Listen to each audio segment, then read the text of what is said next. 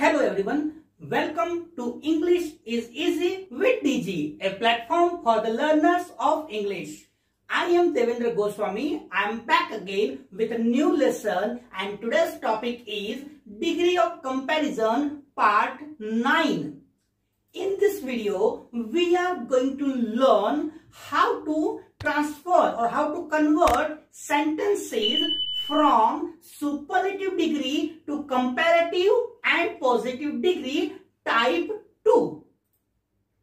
Let us see the sentence structure of superlative degree. Superlative degree ની વાક્ય રચના કેવી હોય છે એ આપણે જોઈએ તો superlative degree sentence structure.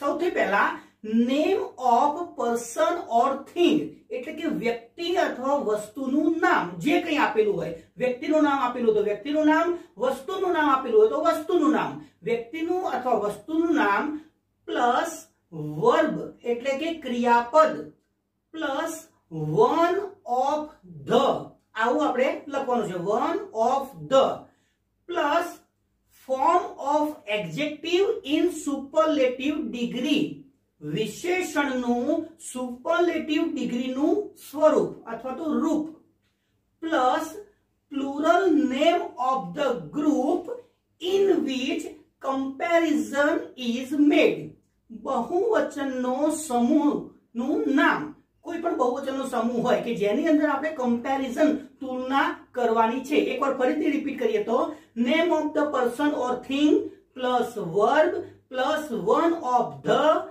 plus form of adjective in superlative degree plus plural name of the group in which comparison is made.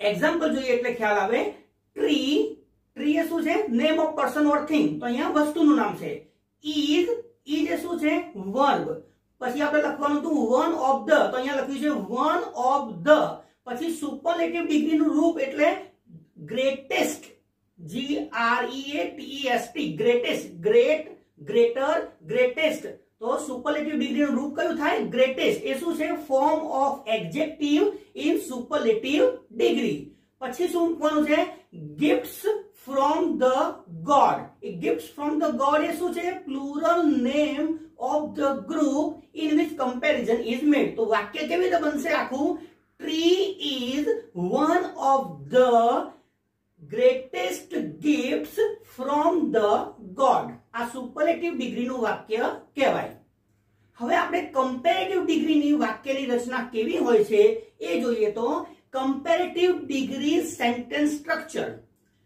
Name of person or thing વ્યક્તિ અથવા વસ્તુનું નામ પ્લસ વર્બ એટલે કે ક્રિયાપદ plus form of adjective in comparative degree comparative degree નું adjective એટલે વિશેષણનું રૂપ plus then THAN then plus most other or many other આ બેમાંથી કોઈ બી એક મૂકવાનું છે કાં તો તમે most other મૂકો અથવા તો many other મૂકો બેમાંથી કોઈ બી એક જ મૂકવાનું છે plus plural name of the group in which comparison is made બહુવચનના સમૂહનું નામ કે જેમાં આપણે કમ્પેરિઝન કરવાની છે એક્ઝામ્પલ જોઈએ એટલે ખ્યાલ આવે ટ્રી એ શું છે name of person or thing અહીંયા વસ્તુનું નામ છે ઇઝ એ વર્બ છે ક્રિયાપદ છે ગ્રેટર તો ગ્રેટર એ શું કહેવાય વિશેષણનું રૂપ કમ્પેરેટિવ ડિગ્રીનું રૂપ form of adjective in comparative degree tree is greater than most other અહીંયા આપણે many other મૂકીએ તો પણ ચાલે પણ આપણે આ વાક્યમાં most other લખ્યું છે most other gifts from the god એ શું છે plural name of the group in which comparison is made તો આખું વાક્ય કેવી રીતે બનશે tree is greater than most other gifts from the god. Let us see the sentence structure of positive degree. હવે આપણે positive degree ની વાક્ય રચના જોઈએ. positive degree માં શરૂઆતમાં મૂકવાનું છે આપણે very few. very અને few એ બંને અલગ અલગ લખાય, વચ્ચે સ્પેસ રાખવો પડે. very few ઓર ઓનલી સમ, આ બેમાંથી કોઈ બી એક જ શબ્દ લખવાનો છે. વેરી ફ્યુ લખો અથવા તો ઓનલી સમ લખો, બંને સાથે લખાય નહીં. તો વેરી ફ્યુ અથવા તો only some plus plural name of the group in which comparison is made, બહુવચનના સમૂહનું નામ કે જેમાં આપણે કમ્પેરિઝન કરવાની છે.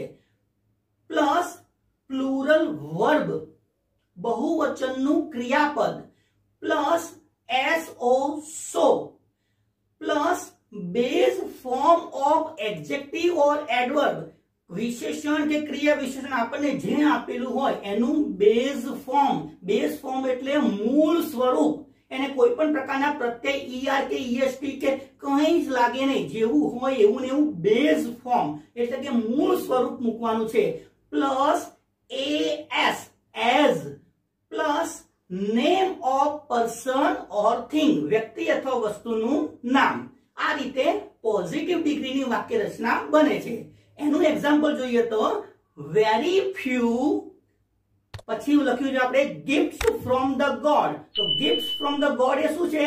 Plural name of the group in which comparison is made, બહુવચનનું સમૂહનું નામ કે જેમાં આપણે કમ્પેરિઝન કરી છે.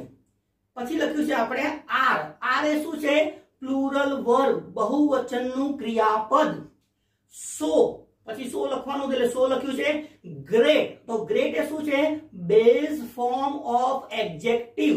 અહીંયા એડજેક્ટિવ હોય તો એડજેક્ટિવ લખાય, એડવર્બ હોય તો એડવર્બ લખાય, એટલે આપણે કૌંસમાં લખ્યું છે base form of adjective or adverb. પણ અહીંયા જે ગ્રેટ શબ્દ લખ્યો છે એ એડજેક્ટિવ છે એટલે કે વિશેષણ છે.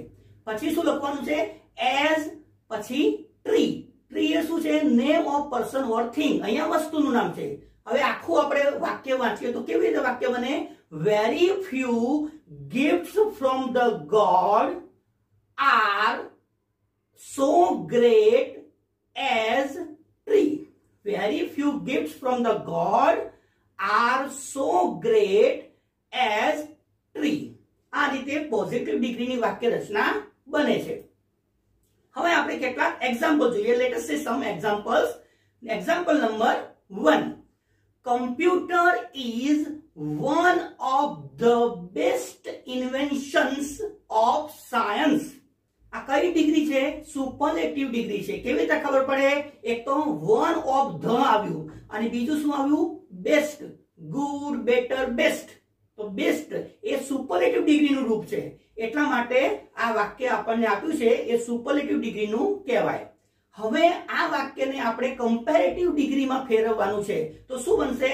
Computer is better. બેસ્ટનું શું થઈ જાય? Better. Computer is better than. Comparative ડિગ્રીમાં હંમેશા THN ધેન આવે. Computer is better than most other inventions of science. અહીંયા most other ની જગ્યાએ આપણે many other લખ્યું હોય તો પણ ચાલે. આ ફરીથી વાંચીએ આપણે.